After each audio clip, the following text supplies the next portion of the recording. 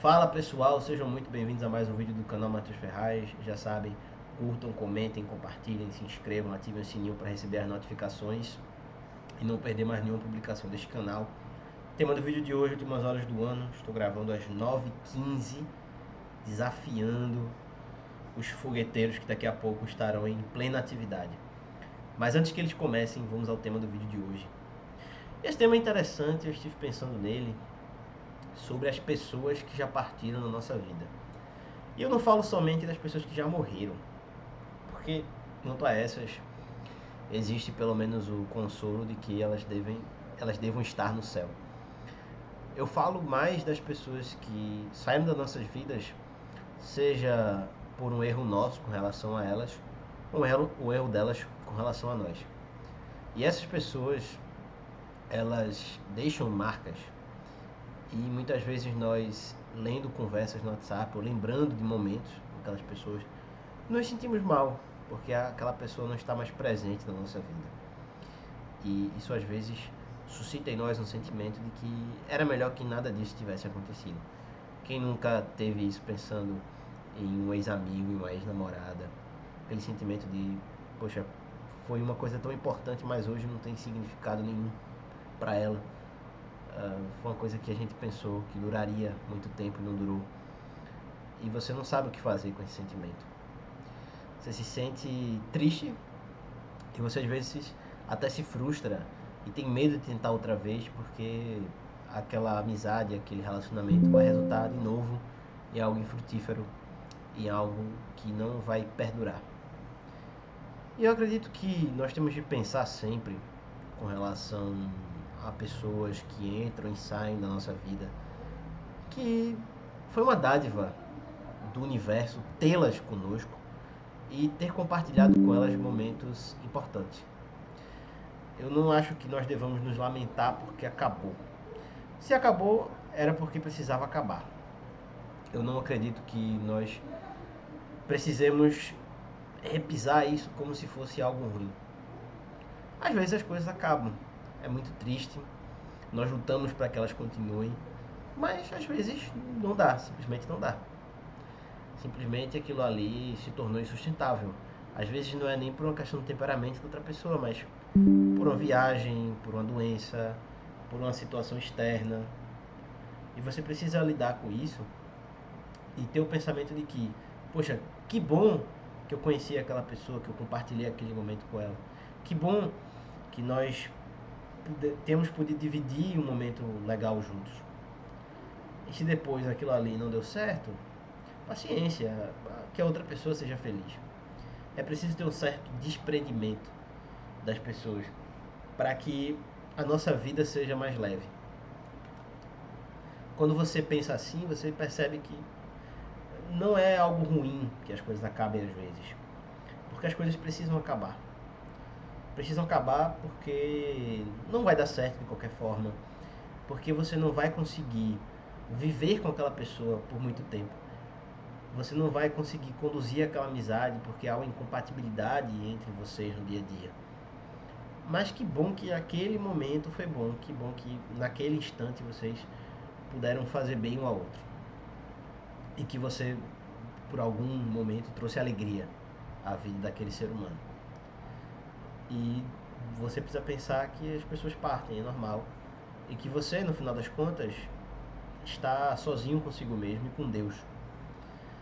E as pessoas que estão com você, elas vão preencher momentos da sua vida, às vezes muitos momentos, mas sempre haverá aquele momento em que você vai estar diante de si, diante de Deus.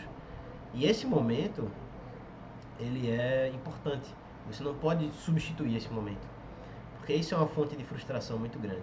Quando você quer substituir esse momento a sós com Deus, esse momento de mergulho na sua própria consciência, no seu inconsciente, na sua personalidade, porque esse elemento é que vai formar o seu eu, vai formar a sua personalidade, a sua individuação. Se você recusa esse movimento, você se frustra. E é o que a gente vê às vezes em pessoas que são muito extrovertidas, que elas se sentem frustradas, elas não sabem quem elas são. E o fim de um relacionamento, às vezes uma demissão, a perda do status na comunidade, para essas pessoas é um golpe fatal. Por quê? Porque elas não têm mais individualidade. E essa é uma fonte de destruição dos relacionamentos.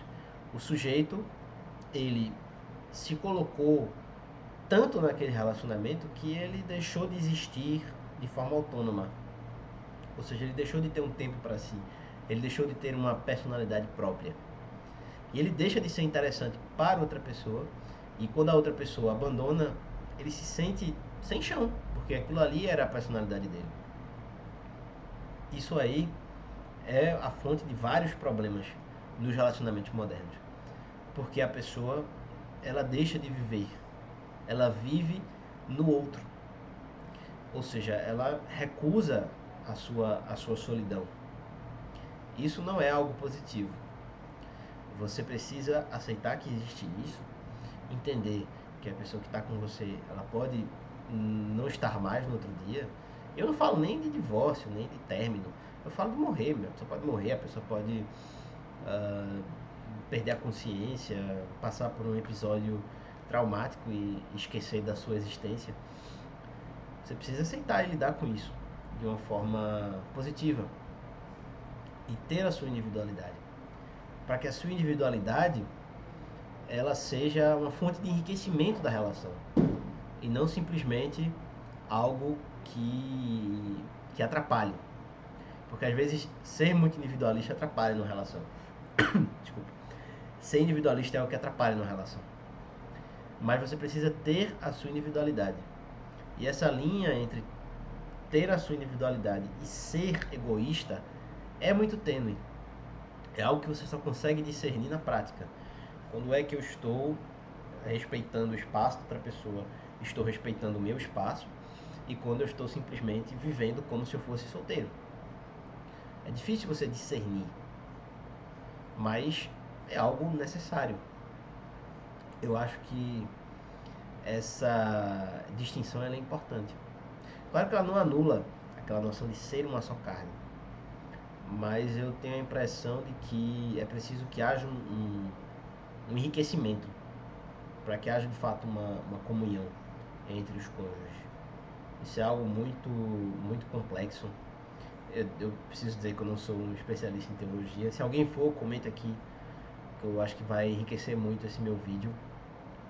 Mas, na minha opinião, essa ideia do uma só carne, e que, palpite, pessoal, não leve isso como uma opinião teológica séria, pelo amor de Deus.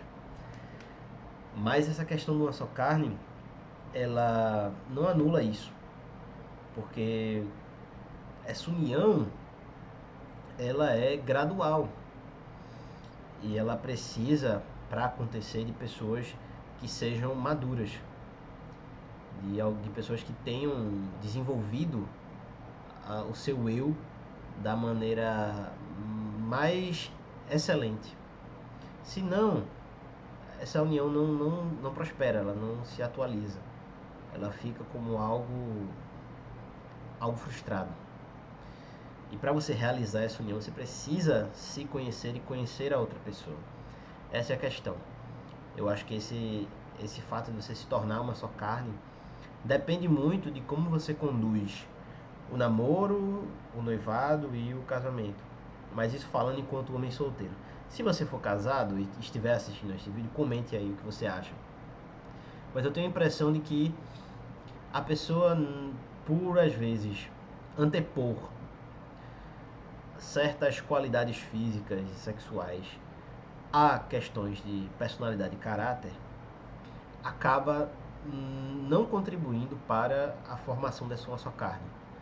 Então a pessoa não busca conversar, conhecer, sondar, saber o que o outro quer da vida, saber se o outro quer ter filhos, se o outro quer morar naquele estado, naquela cidade, naquele país, se o outro tem determinadas preferências políticas, preferências religiosas que impactem a criação dos filhos, se a pessoa quer ter filhos, quantos filhos a pessoa quer ter. Evidentemente isso não pode ser questionado em uma conversa só, não pode ser perguntado em uma ocasião apenas. Você precisa desenvolver ao longo desse tempo de namoro e noivado para saber se a pessoa de fato é aquela que você busca. E se não for, é melhor deixar que ela parta. Isso vai ser melhor para ambos os envolvidos, para ambas as partes. Muitas vezes essa mania das pessoas de querer se manter em relações ruins é o que as atrapalha de ter relações melhores. Falando de amizades, falando de relacionamentos principalmente. O que impede você de ter um bom casamento é continuar apegado a um namoro ruim. O que impede você de ter amizades melhores é você não se desapegar das amizades medianas, medíocres que você cultivou até agora. Claro, você não vai ter ódio por aquelas pessoas, mas você precisa entender que talvez elas não serão tão próximas nessa nova fase da sua vida. É normal. Não é pra ter ódio, não é pra cortar e falar você é horrível, não é pra seguir aquele conselho que São João dizia dos hereges, não recebais em casa. Não, aquela pessoa não é um herege, mas aquela pessoa ela não vai ter o mesmo grau de proximidade que ela desfrutava em momento anterior. Então, se você pensar sobre essa perspectiva, você precisa deixar certas coisas saírem da sua vida. E isso vai trazer uma paz, um conforto absurdo. E só complementando, né, sobre esse versículo de São João, não é que eu esteja discordando de São João enquanto teólogo, uh, enquanto santo, não é isso. Né? É que eu usei a palavra para dizer, olha, não é para você tratar o outro que discorda de você nesse aspecto como se ele fosse um herege. Não. É simplesmente uma questão de que a afinidade de vocês se perdeu.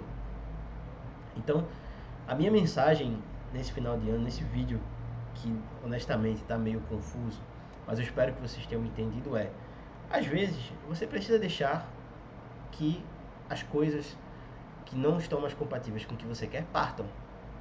E assim você limpa o terreno para lançar as sementes do que você quer cultivar neste novo ciclo. Feliz 2025 para todos vocês, que Deus os abençoe, um abraço e continuem por aqui porque teremos muito conteúdo bom no que vem.